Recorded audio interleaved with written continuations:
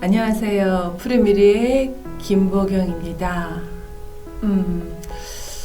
오늘 제 옆자리가 좀 많이 허전하죠.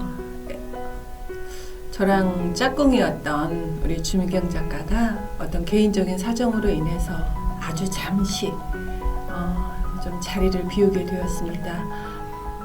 늘 함께하던 자리였는데 혼자 하려니까 좀 마치 처음 하는 것처럼 쑥스럽기도 하고 낯설기도 하고 떨리기도 하고 그렇습니다. 역시 옆지기는 짝꿍은 있어야 좋은 것 같다는 것을 새삼 제가 여기 의자에 앉고 나서 더더욱 절실하게 느껴봅니다. 5월이라 여러분들 많이 바쁘셨죠.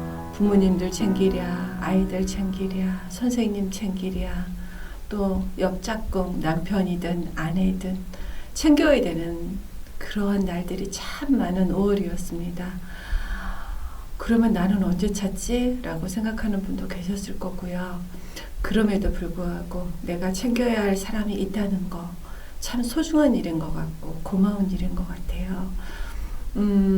어쩌다가 이렇게 이 5월에 남들 다 분주하고 바쁜 이 5월에 덩그러니 혼자 있을 때면 이렇게 약간 조금 약간 좀 동떨어진 느낌? 그런 느낌도 들기 때문에 5월은 5월답게 조금은 어수선하면서도 많은 사람들과 함께하는 그런 5월이었으면 좋겠습니다.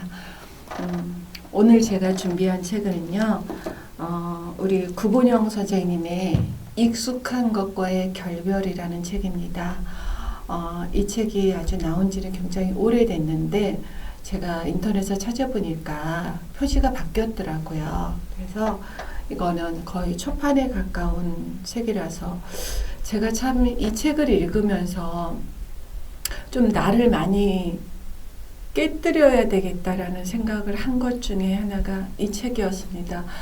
우리가 길들여진 어떤 일상에서 많은 것들과 익숙해져 있잖아요. 그 익숙해진 것들과 잠시 결별을 하고 나서 조금 낯선 나로서 다시 바라보는 그런 계기가 되었던 책이 이 책이었습니다. 생각의 나무에서 책이 나왔고요.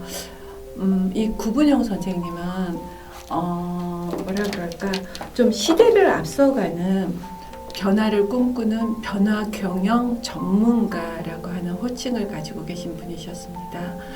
그런데 너무 이렇게 이 시대를 어떤 선구자 같은 어떤 그런 역할을 하셨던 분인데 갑작스럽게 돌아가시게 돼서 지금은 우리 곁에 없고요.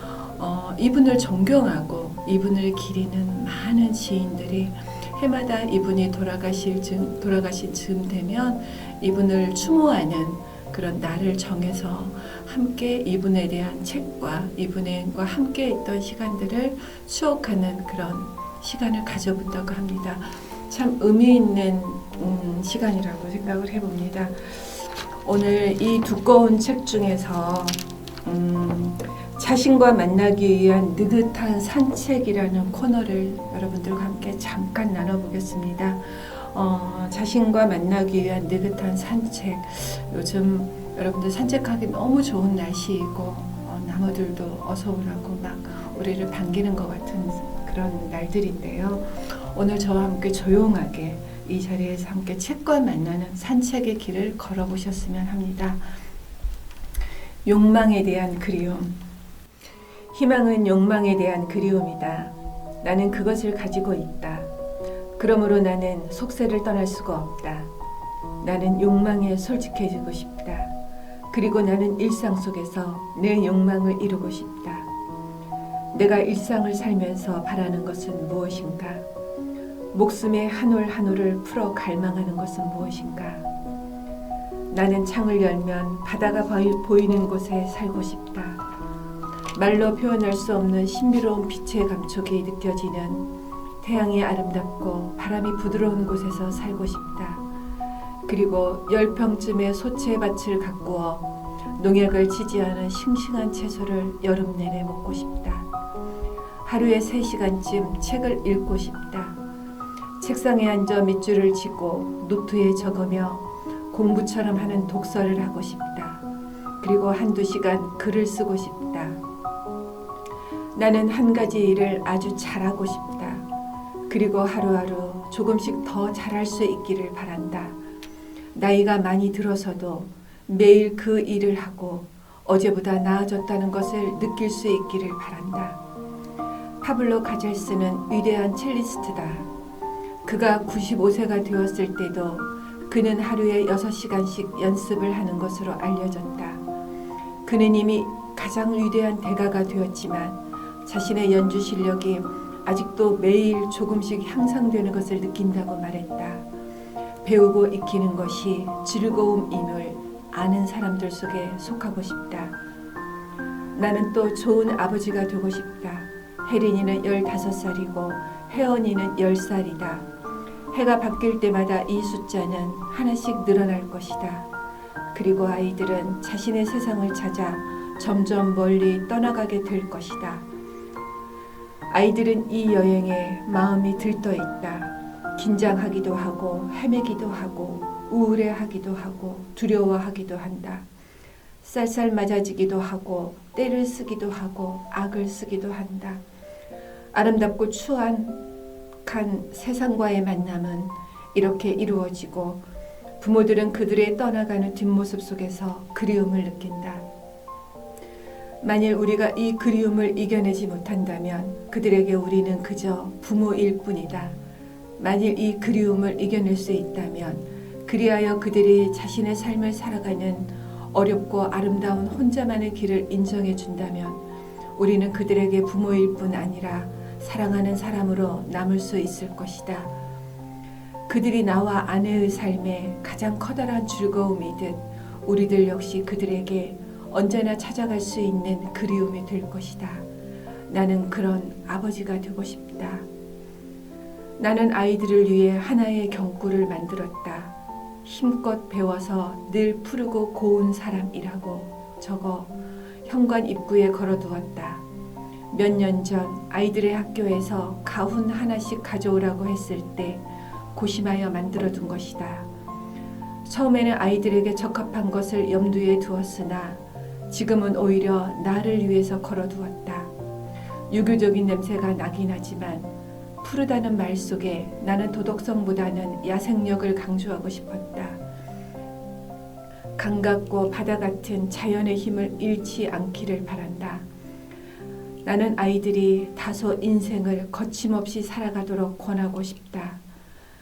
자신의 눈으로 세상을 보며 그 속에서 배우고 고통을 겪고 그리고 즐거움과 보람을 찾기를 열망한다.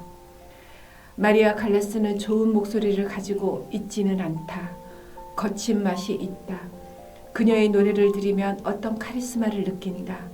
아마 사람들이 그녀를 잊지 못하는 것은 이런 주술적인 힘 때문인 것 같다. 나는 음악의 문외한이지만 그녀 목소리의 거침없음에서 힘을 느낀다. 이렇게 적고 보니 나의 희망, 욕망에 대한 그리움은 일상 속에서 이루어질 수 있으리라는 꿈을 가지게 된다. 나에게 꿈이 있다는 것이 즐겁다. 그리고 그것이 일상 속에서 이루어질 수 있다고 기대할 수 있어 더 좋다. 삶은 일상의 밖에 있는 것이 아니다. 어떠셨나요?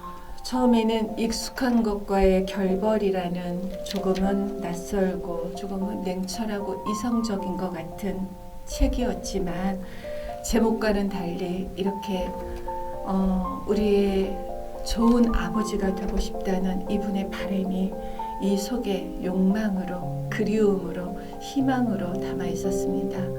5월 가정의 달이면서 아버지의 달이고 어머니의 달이기도 하고 우리 아이들의 달이기도 했던 5월이었기에 제가 이 책을 접어 담았던 거 아닌가 하는 생각이 듭니다. 우리가 희망이라고 품고 있는 것들, 우리가 그리움이라고 말하는 것들은 결코 우리의 삶 밖에 있는 것이 아니라 우리의 일상 밖에 있는 게 아니라 오늘이라는 이 일상의 테두리 안에 있다는 것을 이분의 어떤 우리에게 전하는 메시지 속에서 그리고 작고 어떤 소박한 희망의 어떤 그런 그림자 속에서 이런 느낄 수 있어서 참 좋았습니다. 5월이어서 꼭 뜻깊은 달이 아니라 우리의 일상 속에는 늘 5월과 같은 날들이 많이 숨어 있지 않나라는 생각을 해 보았습니다. 다음은 우리 빨간 우체통 코너, 주미경 작가가 했던 코너인데요. 늘 좋은 시로 우리들에게 좋은 목소리로 다정하게 들려주었던 주미경 작가의 목소리를 기억하시면서 오늘은 제가 이정록 시인의 의자라는 시집을 들고 나왔습니다. 참 따뜻한 시집이고요. 참 이정록 시인 하면은 뭐라 그럴까, 그냥 다정다감하고 따뜻한 사람이라는 그런 느낌이 드는 그런 시인 중에 한 분입니다. 의자라는 시집 중에서 제가 오늘 여러분과 함께 나누고 싶은 시는 뒷짐이라고 하는 시입니다.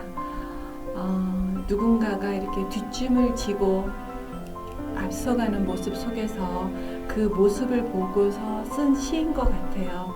이제 나이가 먹어가면 우리도 모르게 뒷짐을 지게 되지요.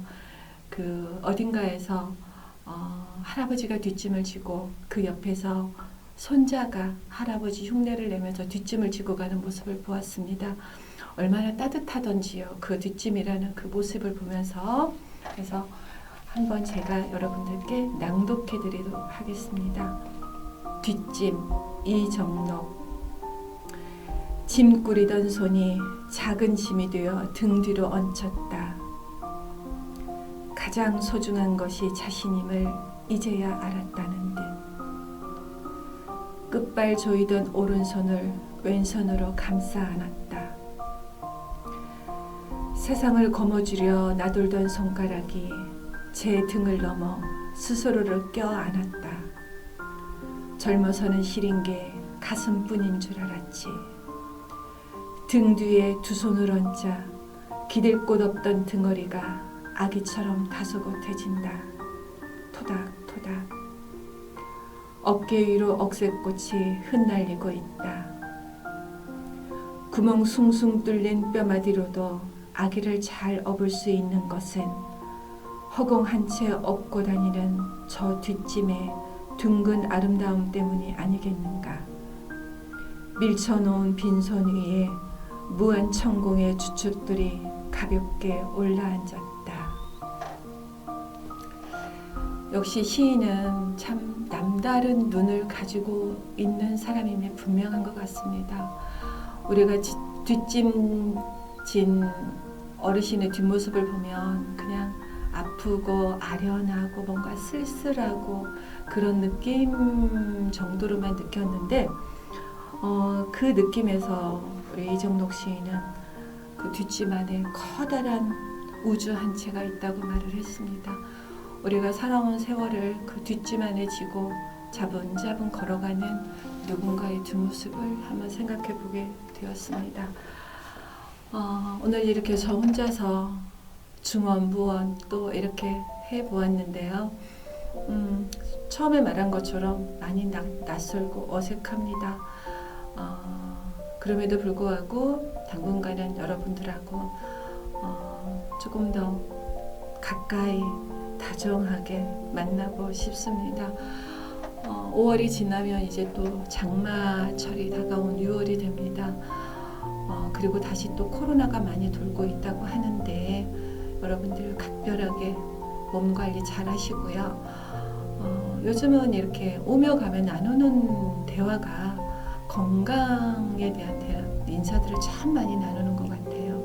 여러분들 다음 달에도 건강한 모습으로 다시 뵐 수 있도록 하겠습니다. 감사합니다.